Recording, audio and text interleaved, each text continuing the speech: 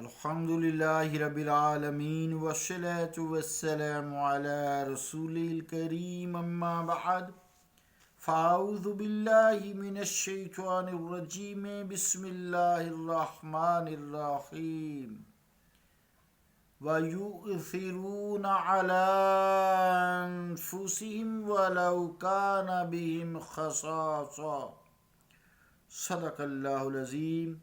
واجب الاحترام سامعین، السلام علیکم ورحمۃ اللہ وبرکاتہ۔ سورہ الحشر کی 9 نمبر آیت کا درمیانی حصہ، اسے تلاوت کرنے کی سعادت حاصل ہوئی ہے۔ اس کا ترجمہ یوں ہے: اور ترجیح دیتے ہیں انہیں اپنے آپ پر اگرچہ خود انہیں اس چیز کی شدید حاجت ہو۔ اللہ کا قول سچا ہے جو بڑی ہی عظمت والا ہے۔ عزیزان گرامی قدر، اس سے پچھلے کلپس میں انصار کی بے نیازی اور حرص و لالچ سے، طمع سے پاک ہونا، ان کا کمال استغنا، غنایت، وہ اسی پر ختم نہیں ہوتی، بلکہ ارشاد ہوتا ہے جیسا کہ آیت میں ہوا ہے: وَيُؤْثِرُونَ عَلَىٰ أَنفُسِهِمْ وَلَوْ كَانَ بِهِمْ خَصَاصَةٌ۔ مراد کیا ہے کہ یہی نہیں کہ مالی طور پر وہ بڑے امیر کبیر تھے، غنی تھے، بہت مال تھا، نہیں، ایسی کوئی بات نہیں تھی۔ اموال کی، جائیدادوں کی بہتات نہیں تھی، تو صبح کمایا شام کھانے والے بندے تھے، شام کمایا صبح کھانے والے بندے تھے۔ اس لیے چاہیے تو یہ تھا کہ اموال کی طرف متوجہ ہوتے، لیکن مزے کی بات یہ ہے کہ اموال کی طرف متوجہ ہی نہیں ہوئے۔ در حقیقت حالانکہ وہ جیسا کہ آیت میں وہ خود بھی اس کے ضرورت مند تھے، ان کی مالی حالت بھی قابل رحم تھی، لیکن وہ اپنی ضروریات پر اپنے مہاجر بھائیوں کی ضرورت کو ترجیح دیتے تھے۔ حضور علیہ الصلاۃ والسلام نے اپنی نگاہ کرم سے سارے اسلامی معاشرے کو ہی اس رنگ میں رنگ دیا تھا۔ کچھ واقعات ہیں، آپ سماعت فرمائیں کہ ایک روز ایک شخص بارگاہ نبوت صلی اللہ تعالیٰ علیہ وآلہ وسلم میں آئے اور حاضری پیش کی، پھر عرض کیا سخت بھوکا ہوں۔ حضور علیہ الصلوۃ والسلام نے ازواج مطہرات سے پوچھا کیا تھا؟ سوائے پانی کے کچھ نہیں تھا۔ صحابہ رضوان اللہ تعالیٰ اجمعین علیہم کو فرمایا کوئی ہے جو آج اس شخص کی اس رات کو میزبانی کرے، اللہ تعالیٰ اس پر رحم فرمائے گا۔ انصار میں سے ایک شخص اٹھے، عرض کی یا رسول اللہ، یہ سعادت میں حاصل کروں گا، اور یہ جو نیا آنے والا مہمان ہے، یہ نوارد ہے، اس کو وہ پھر اپنے گھر لے گئے۔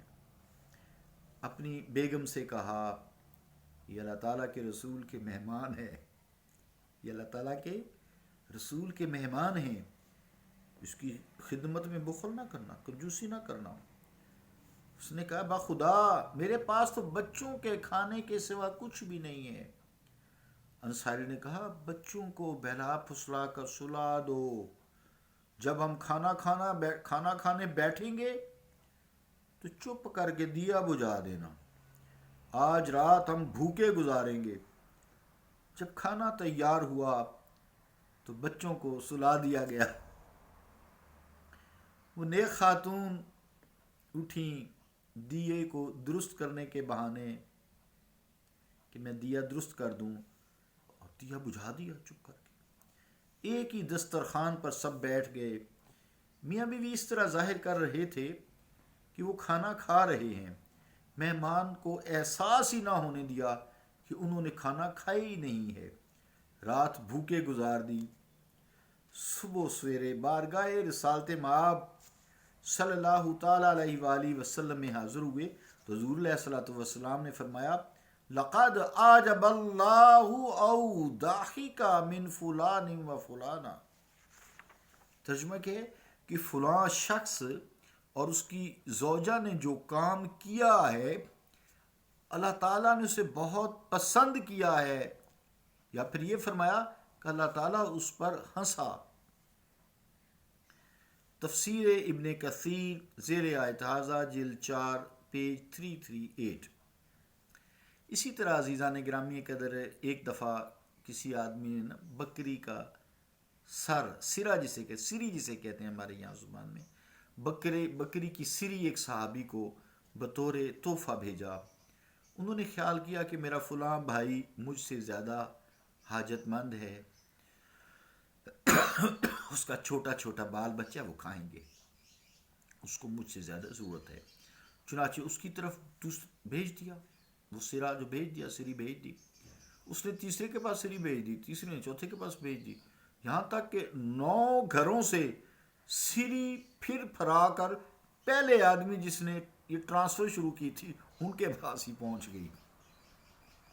ایسے ایسے دل موہ لینے والے واقعات حضور علیہ الصلوۃ والسلام کے غلاموں کے ہیں۔ جنگ یرموک میں دیکھیے جب اسلام کو فتح ہوئی تو لوگ جو ہے زخمیوں کو پانی پلانے کے لیے میدان جنگ میں مشخیزیں اٹھائے پہنچ جاتے ہیں۔ ایک جگہ اکرما، یہ جانتے ہیں اکرما کون ہے؟ یہ کون اکرما؟ ابو جہل، مصطفیٰ کریم صلی اللہ تعالی وسلم کا دشمن اسلام، اللہ کا دشمن، اس کا بیٹا اکرما اسلام لے آئے تھے نا۔ زخموں سے چور پڑا ہے۔ پانی پلانے کے لیے پیالہ آگے بڑھایا جاتا ہے تو پاس سے پیاس کی آواز آتی ہے۔ اکرما نے اشارہ کیا مجھے رہنے دو، میرے بھائی کو زیادہ پیاس لگی، اس کے پاس جاؤ۔ اس کے پاس گئے تو کسی اور کے کراہنے کی آواز آئی، ساتھ پیاس کی صدا بلند ہوئی۔ اس نے کہا مجھے چھوڑ دو اور اسے پلا دو۔ پانی پلانے والا وہاں پہنچتا ہے تو وہ جام شہادت سے اپنی پیاس بجھا چکا تھا، اور اسی طرح دوسرا بھی جام شہادت نوش کر چکا تھا، اور جب واپس اکرما کے پاس آتے ہیں تو وہ بھی جنت الفردوس کو سدھار چکے ہوتے ہیں۔ ابن کثیر زیر آیت ہاذا جلد 4 پیج 338۔ عزیزان گرامی قدر یہ سارا جو آپ نے سنا، میں نے سنایا، اللہ تعالیٰ ہمیں اجر عطا فرمائے، ہماری بھی تربیت ایسی ہی کرے، ہمیں توفیق دے۔ یہ سارا جو ہے قرآنی تعلیمات کا اعجاز ہے، قرآنی تعلیمات کا اثر ہے، اور حضور علیہ الصلوۃ والسلام کی نگاہ کرم کا فیض ہے، اسے ہی فیض کہتے ہیں۔ صلی اللہ تعالیٰ علی رسول خیر خلقہ محمد وعلی آلہ واصحابہ اجمعین برحمتک یا ارحم الراحمین۔